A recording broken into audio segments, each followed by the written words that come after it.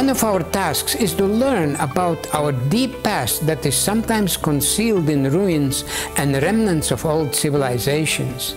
They can tell us about the time and the ways how the humanity flowered before our time.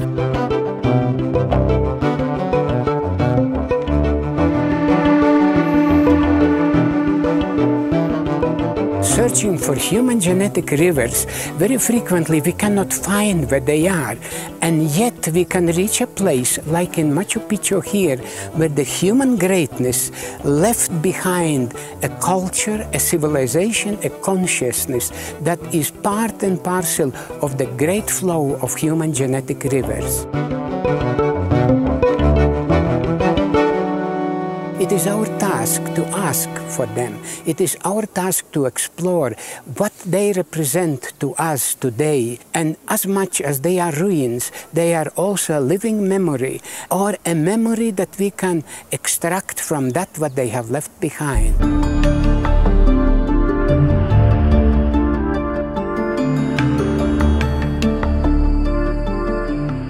Human genetic river has penetrated, going backwards, into many cultures, many civilizations, occupied mountains and deserts, and all parts of the world.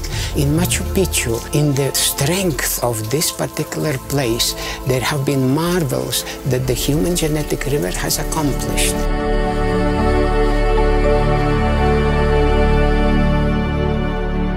New signs are suggesting that a new humanity is emerging. And for that we have to reassess quite dramatically the way that we are thinking about humanness, about humanity in all that exists today on our earth.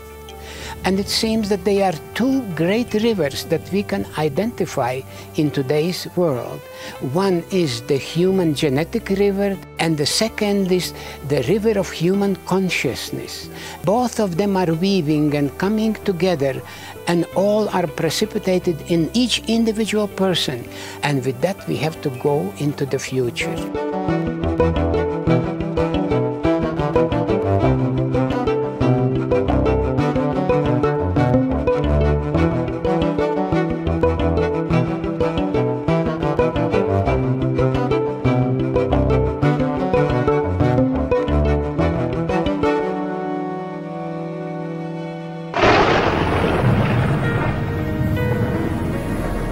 Let us read the stones and ask them what they can tell us about all the things that we would like to find out.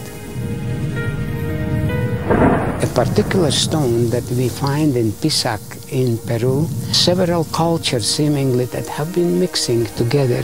There are the white lines that are like genetic rivers that have flown on and on. And then they are like orangey, yellowish, new ways of living, new ways of existing. And I wonder if cultures also have been that way. Whereas the genetic rivers have continued their flow, the cultures have flourished and then they have disappeared again.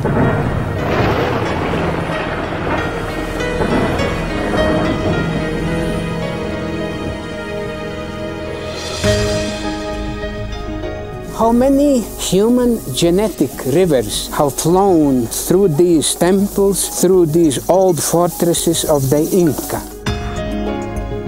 In Sacsayhuaman, near Cuzco, this is the most magnificent temple that was produced by different peoples from ancient times, mobilized by the Incas. And now we are traveling through them, wondering what have been the genes, what have been the genetic rivers, where did they come from, what was their experience. And in some ways we could also think that perhaps, just perhaps, some of our genes have been incorporated as an experience in constructing and living and expressing the greatness of the Inca Empire.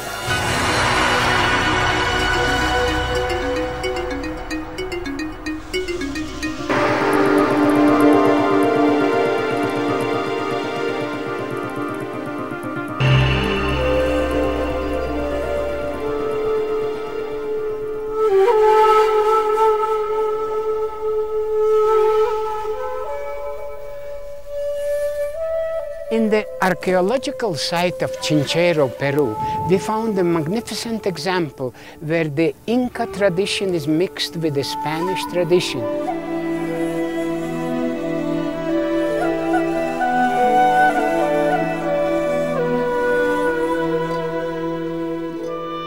Upon the foundation of the Incas, the Spaniards constructed temple, and this integrates the two different cultures, two different lineages.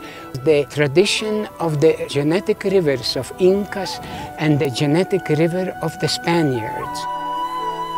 And they have been blended together in this place that gives us an evidence that indeed two cultures mix, and the human genetic river continues its flow.